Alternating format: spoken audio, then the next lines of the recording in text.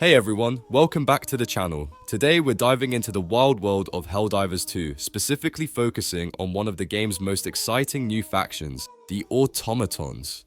Now these guys aren't just your average enemy bots, they're a real mixed bag when it comes to difficulty. Some Automatons are basically cannon fodder, the kind of enemies you can mow down without breaking a sweat. But then there are the big ones, those terrifying mechanical warriors that can easily wipe out your team if you're not paying attention. So let's talk about which automatons you should be worried about and which ones you can safely ignore. What really sets the automatons apart is how diverse they are, from the weaker bots that barely put up a fight to the much stronger ones that require serious teamwork to take down. There's a lot of variety here. Some will just stand there and let you shoot them, while others have enough firepower and strategy to turn the tide of battle. Whether you're a veteran or a new player, you'll want to know which automatons are easy kills and which ones are a real challenge. So grab your gear because we're about to break down the automaton difficulty in Helldivers 2. I'm quickly moving on to the video and I'm ranking automatons in Helldivers 2. Before we start, if you enjoy these types of tier list videos, don't forget to like the video and subscribe. Enjoy watching. My friends, only 0.1% of viewers subscribe. If you like this type of content, please do not forget to subscribe to the channel. Thank you in advance for your support. The automatons in this tier are, in order from top left to bottom right, scout striders and troopers. So you've been getting a little too comfortable taking down the easy bots in Helldivers 2, right? Well, it's time to talk about the automaton enemies that, while not exactly nightmares, still offer their own unique challenges. Mostly because they have this uncanny ability to sneak up on you in ways you wouldn't expect. First up, we've got the Scout Striders. Now, don't let the upgraded design fool you. These bots are still far from terrifying. The Scout Striders' new armor and twin rocket launchers might seem intimidating at first, but trust me, their slow, wobbly movements are more than enough to let you dodge those rockets with ease. It's like they're trying to look threatening but forgot to work on speed and mobility. Sure, the rockets pack a punch, but with the right timing, you'll barely break a sweat. The real kicker is their legs, spindly and weak, and you can bet that's where you want to focus your fire. Just avoid the slow-moving rockets, aim for the legs, and you're golden. Next, let's talk about the troopers. Oh, the troopers. These guys are the absolute cannon fodder of the automaton army. See, honestly, if you've played Helldivers 2 for more than a couple of missions, you've probably tripped over a few of these. They're walking, talking, metallic punching bags, armed with weak weapons and barely any armor to speak of. I mean, these are the types of enemies you mow down while you're sipping your coffee or texting your buddy about the game. But here's the thing, these guys are really just a distraction. They're used to wear you down or hold you in place while the real threats show up.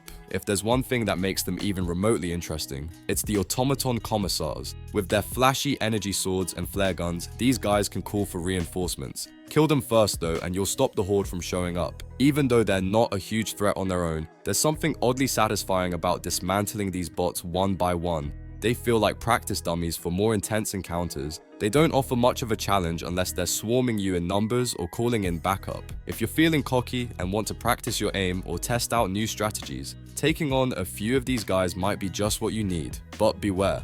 They can quickly become an annoyance when they're part of a larger group. All in all, the Automaton Troopers and Scout Striders are far from the worst you'll encounter in Helldivers 2. They're a bit of a break from the chaos, allowing you to catch your breath before things get really wild, but don't let that lull you into a false sense of security. There are always bigger, badder threats waiting just around the corner. So, while you're clearing out these guys, keep your eyes peeled, because as easy as these enemies are to handle, they're just the tip of the Automaton iceberg.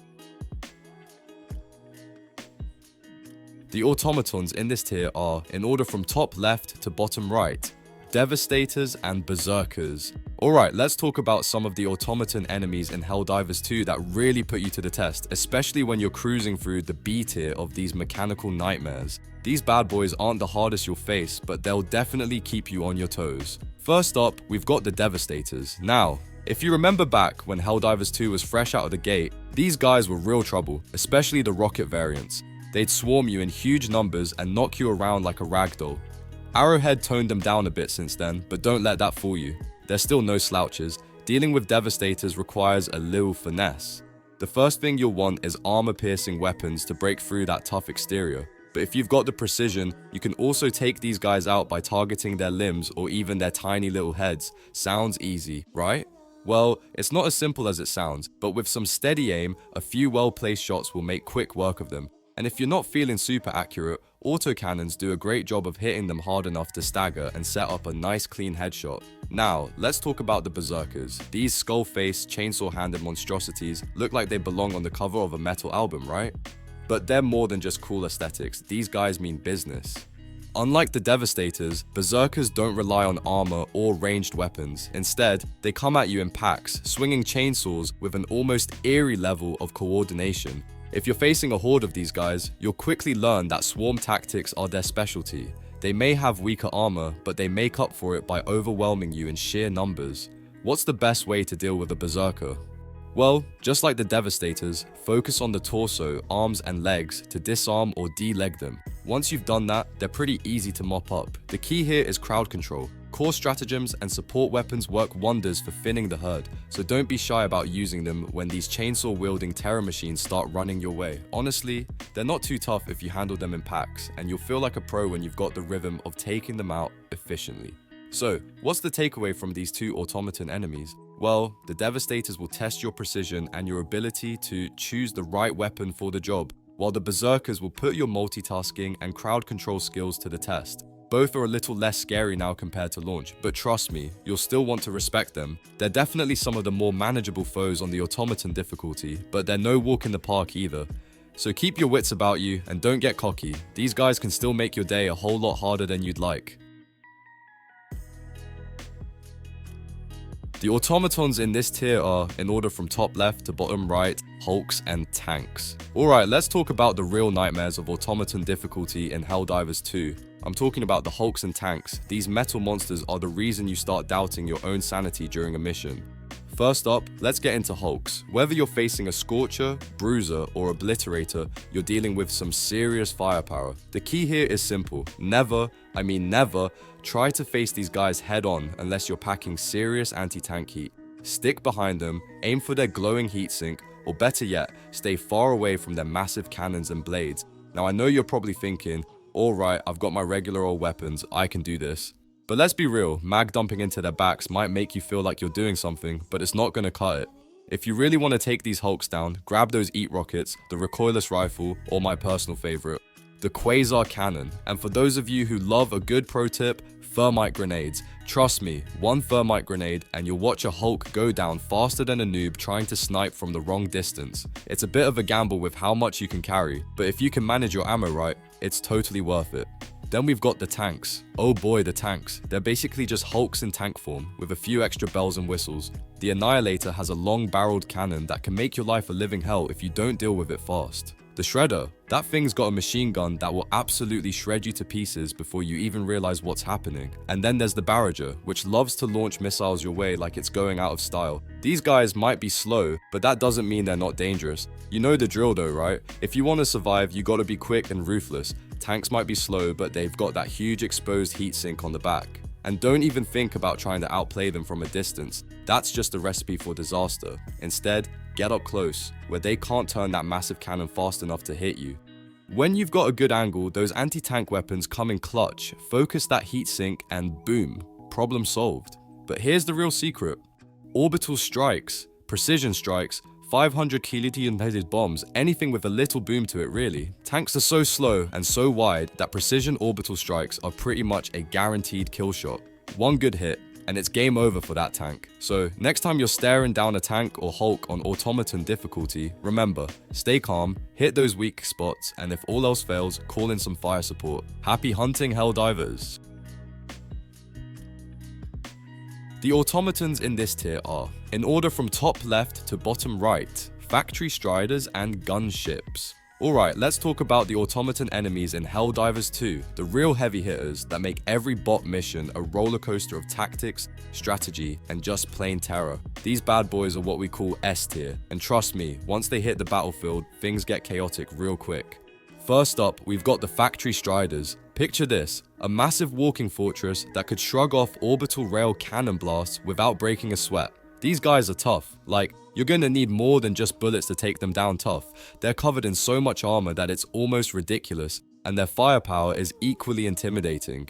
Gatling lasers, devastating back cannons, and 4 drop-dead terrifying devastators they deploy in battle make these walkers the ultimate nightmare. The Factory Striders are the equivalent of the AT-ATs from Star Wars, but way more lethal. If you don't have the right weapons or strategy, you're in for a long drawn-out fight. Now, dealing with these mechanical monstrosities requires some serious know-how. You'll want to focus fire on their cannons and lasers. Those things are the weak points, and sustained damage will eventually wear them down.